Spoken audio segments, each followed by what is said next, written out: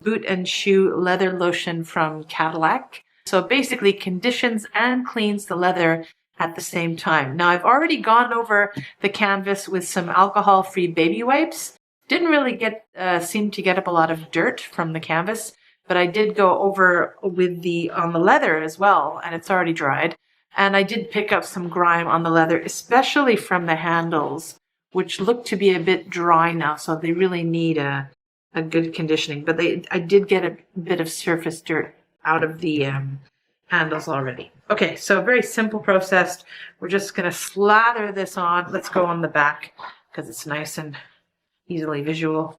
Just going to chunk it onto the, it looks disgusting. And just go right in with the bag. You can see as it gets moisturized, a lot of the scratches and dents are coming to full light here. I think that's perfectly normal. I don't think this is particularly too dirty. I'm not worried about getting up too much dirt, although a tiny bit, can't really see it, is coming off.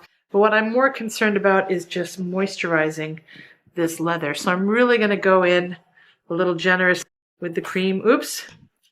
Along the edges where there's already some scratching and damage.